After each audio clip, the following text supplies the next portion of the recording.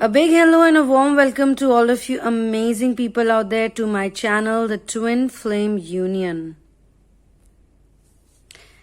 In this channeling session, the title of this channeling session is I am dedicated to you for the rest of my life. And this channeling is actually a message between the Divine Masculine and Divine Feminine, and the feeling of Divine Feminine and the feeling of Divine Masculine, both are mirroring. They always mirror. This is a constant thing.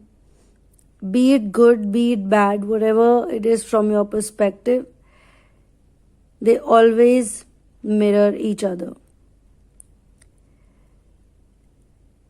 Now, I do understand that the purpose of these channelings is to not only give information, but also to create a vibration of one love, because we are all one big family.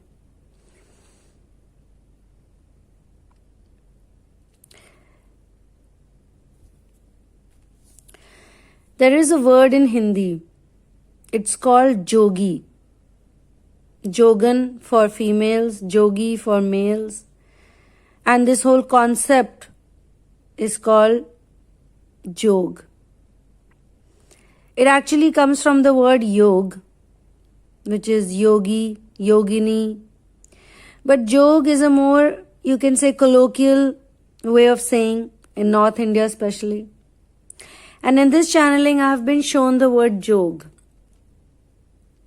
Some people also refer to it in a manner of communication, like a way of saying that you have left the whole world, you are a jogi now. The Divine Masculine is actually saying that I have got connected to you in such a way that this has become dedication for me, diligence for me.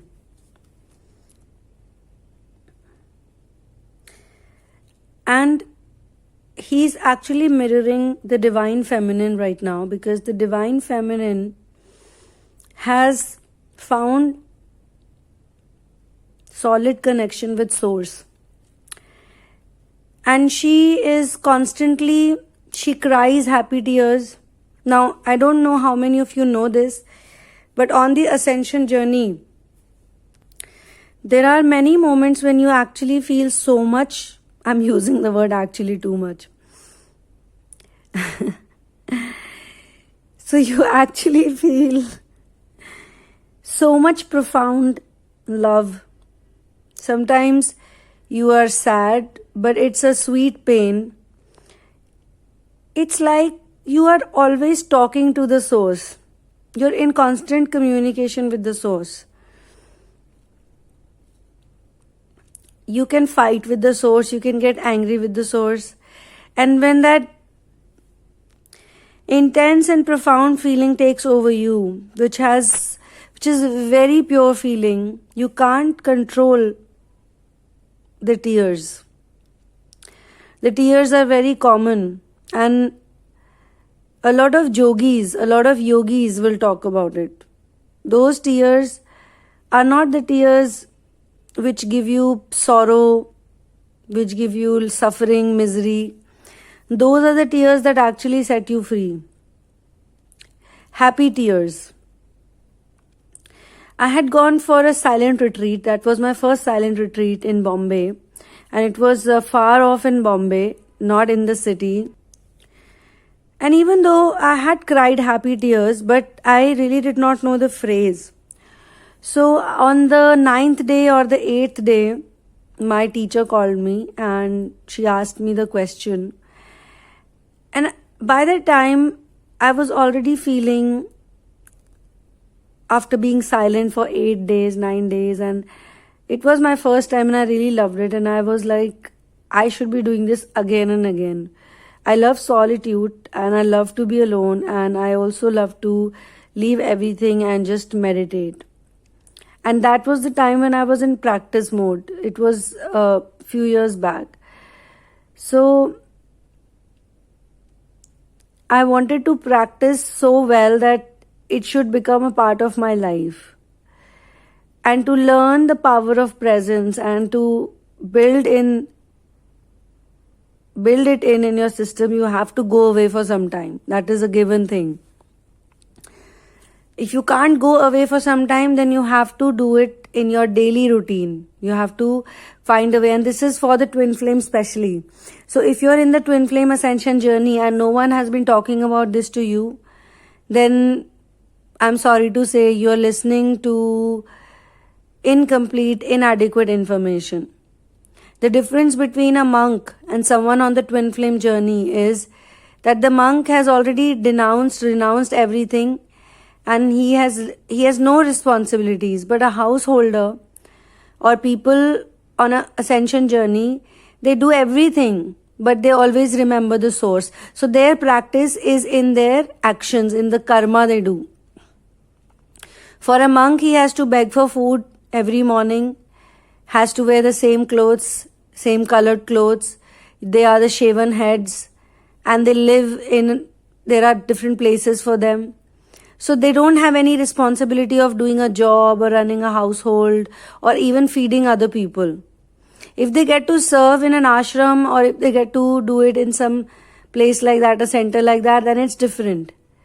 But they don't have any such responsibility. The only responsibility they have is of their own self, and that too to stay in constant practice, in constant meditation.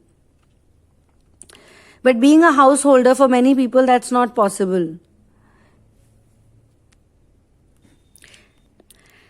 And we always choose this life before coming here.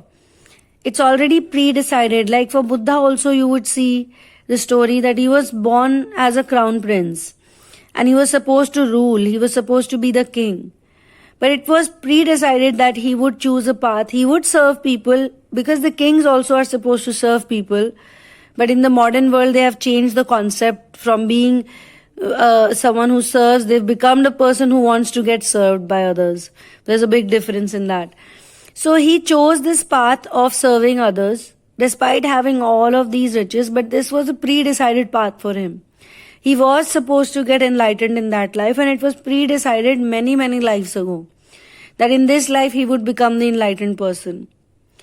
So for a householder, and if you're on the ascension journey and this is your last life on planet Earth, it means that you are here and you have chosen the householder's life. Because believe you me, many monks have said this, and many people who have renounced everything have said this, that a householder's life is more difficult than even a monk's life, because you guys have responsibilities.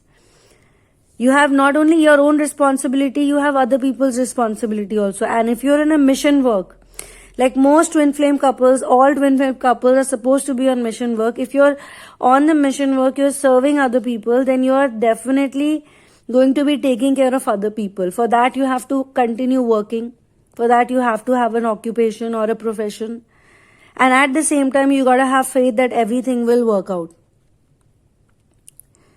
And God is there to protect me. And there is this, you have chores. So you have to find the connection to the source within those chores, within those daily activities. So even if you are mowing the lawn, if you are taking care of cattle, if you're a farmer growing crops, you have to keep thinking about the source while you're doing all that. So your work, your lifestyle becomes meditation.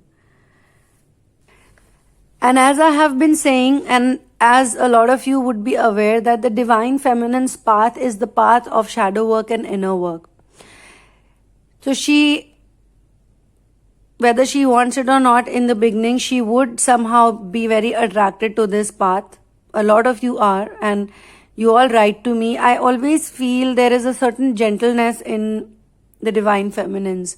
Those who have ascended, those who have, or who are not, I won't say fully ascended, but they have awakened themselves. They are awakened souls. They have a certain gentleness. They are open to learn. They also get scolded when they are supposed to be in certain discipline and they are not able to follow it. But those who have not awakened themselves at all, they will not have that gentleness that normally feminine energy has. For a feminine energy, the biggest power is her own vulnerability. She is very powerful by being vulnerable and not a person who's scared to hide it. Scared to show it. She won't hide it, is what I mean. Now, the divine masculine, because he is mirroring her and she is on the path of inner work and shadow work, she has found this very blissful state with the source, where she is crying happy tears during the ascension journey. Every day she has a talk with the source. So when she feels these feelings towards the source, naturally the masculine feels the same feeling towards her. So the devotion she has for the source, if she has a devotion for Krishna or Ram or Shiva or goddess Sita, Parvati, I'm taking names that I am close to. For Westerners, it could be their own gods or symbols, or it could be abstract feeling. It could be very positive feeling towards masters. You could be having a guru. There are some people who are very dedicated to their guru, and guru always guides you to be with the source. That is how it is. So when she is in this path, she feels like she has left everything, and there is so much attachment. Actually, attachment is not the correct word.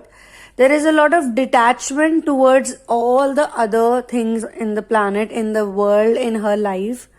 She has no more connection with others, but she has maximum connection with the source. So she is telling the source in the same day, okay, that my eyes are waiting to see you. Now, this is a stage, this is the surrender stage. So when you surrender, obviously you surrender when you're overcome with a feeling, with a very strong feeling that there is no point trying to control other things and there's no happiness in anything. When she is completely 100% sure of all the drama that goes on planet Earth, all the Maya, all the illusion, when she is very clear about these illusions and delusions, and she understands the game of life and death, she understands family relationship, she understands where is pain coming from. When she knows that pain is actually coming from the things that make us happy, she understands this whole gameplay, okay, then she surrenders. And when she surrenders, day by day, because surrender is also a practice. There are many times when you are challenged, your faith is challenged. You can feel that, okay, what am I doing? Am I doing something right? So there is practice for this also. When you surrender fully, that's when you get into the zone of radiance. Now, I have to say that from stage 1 to stage 8, or for some people 7, the final stages basically, the first stage is the yearning to be with the One.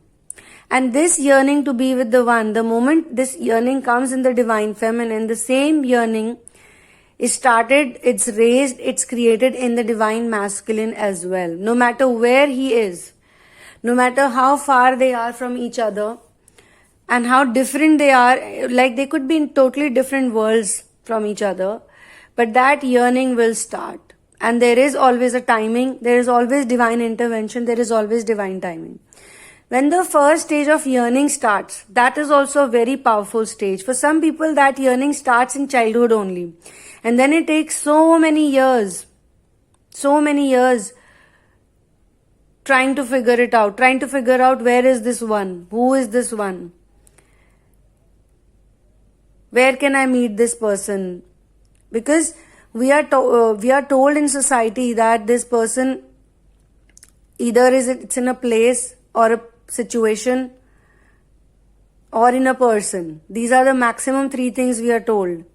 About happiness also we are told that, okay, maybe we go to that particular place, in that mountain, that country, you'll be very happy. That's why people keep traveling from one place to another, because they're seeking the happiness. A lot of travelers, a lot of backpackers, a lot of hippies, a lot of cyclists, there are a lot of motorbikers who ride alone for months and months, sometimes days and months, weeks. They love to drive alone. That's also meditation. There is meditation in everything. You can do meditation in everything. That's why in a householder's life, you have to find a way to connect with the source. That is your meditation. You don't have to leave everything and go to a mountain top.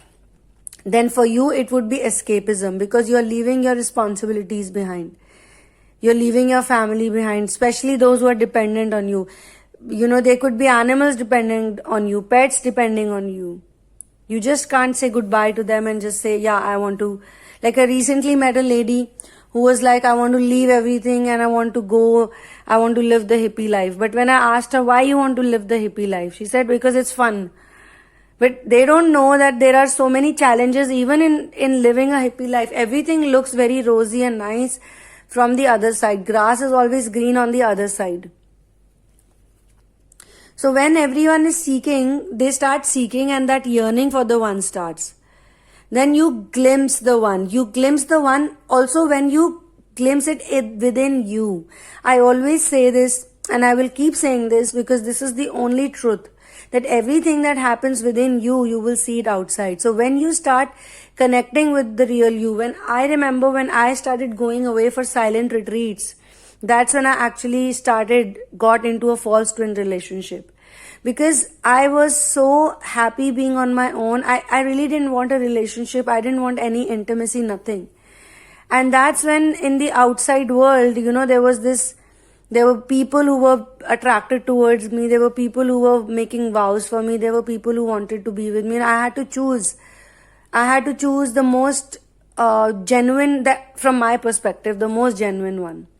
And this is the journey. This is how this journey is. There's nothing to feel bad about. Oh my God, I was in a false twin relationship, or I met someone really mean, or my twin did this to me, or blah, blah, blah. There's nothing to feel bad about anything. It's all a part of the journey, and everything is temporary. It will all stay here. All of these materialistic things will stay on planet Earth. You're not going to take anything from here. When you can't take anything from here, then what's the point of feeling bad about anything that someone has taken from you? No one can take anything away from you. Even if someone takes a part of your soul away, they will have to give it back to you, or it will automatically come back to you when you ask for it. When you start saying that, yeah, I want my soul back, I want the peace of my soul back, I want my heart back, I want myself restored completely, it will all get restored. So there are all these stages will keep coming, and for some people, falling in love comes really late. It's probably the 3rd stage or the 4th stage of this journey. Why? Because first you have to fall in love with your own self. First you have to seek the truth. First you have to be this person who loves their own company. They are willing to go away. They're willing to be alone. They're willing to be the hermit. They're willing to be in solitude. There's so much comfort in solitude. I really find it sometimes difficult to believe when I see people, like wanting to be with someone so badly that they can marry anyone just to not be alone. They can marry anyone. They can live with whatever people, even if there is abuse. And not that I have not been abused, but for myself, I really didn't know for a long time I was getting abused. And that abuse, that trauma started right in the childhood, right from the time I started getting bullying in school. I did not know, because as a child, you're completely in control of your parents. They decide everything for you. You don't, and if they don't know any better, then good, all of you are screwed. For the time being, at least. Till you don't grow up and you be like, yeah, now I will take my own decisions. So this outer and inner turmoil is very important. The runner-chaser dynamic is very important, because the runner-chaser dynamic actually in the ascension journey is simply on and off. One day you're very much in control, the second day you're not. One day you and your twin are, like giving roses to each other, the other day you guys are abusing each other. One day you're like, this is the one for me, the other day you're like, oh, I don't want to see this person's face. So that on and off happens, that's natural.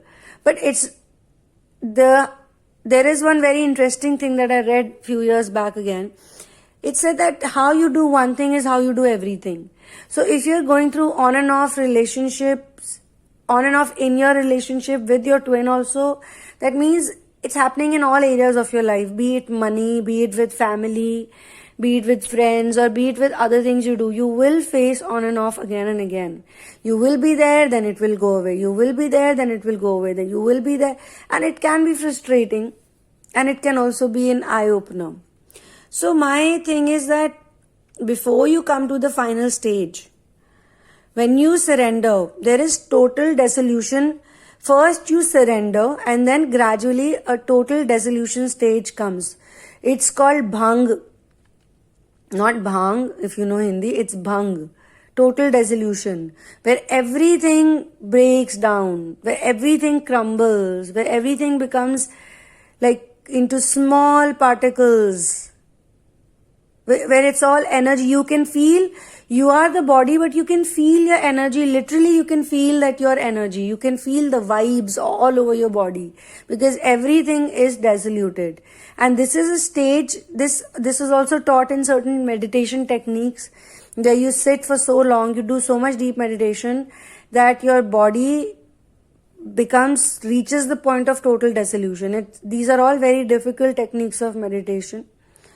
But a lot of you would have probably done it. I'm not sure. If you have done it, then you can surely share about it, talk about it. It would be really nice for this community, this Twin Flame Union community to know. So when that total dissolution happens, it will happen after your shadow has been revealed. You will know very well. So the Divine Feminine will know very well why there was problem in their relationship. Like today, I read a comment, and since I'm channeling, so I can't say who it was, but I remember the comment. It was very clearly written by the person who wrote the comment that me and my twin are in a separation because of my addictions. So this person is very well aware about the reasons, about the shadows. And that is also a great stage to be in, because if you don't know what you're going to heal, how will you heal it? I was healing someone the other day. Someone had met me for a healing session. And during the healing session, this person really could not say or tell me where the problem is. Now, if you don't know where the problem is, how are you going to catch hold of the problem and remove it forever? So it's very important to know if you are in a separation phase. It's a very good place to be in, because you can actually write down, you can jot down the points. It's not important that your masculine has to say this. You, whatever you think. So if I ask you this question, you can take a piece of paper and a pen. Even now we can do this. This is a channeling session. This is how this channeling session is happening. You can take a piece of paper, you can take a pen, you can get ready with it. I will come back to you in part 2 and we will continue from here.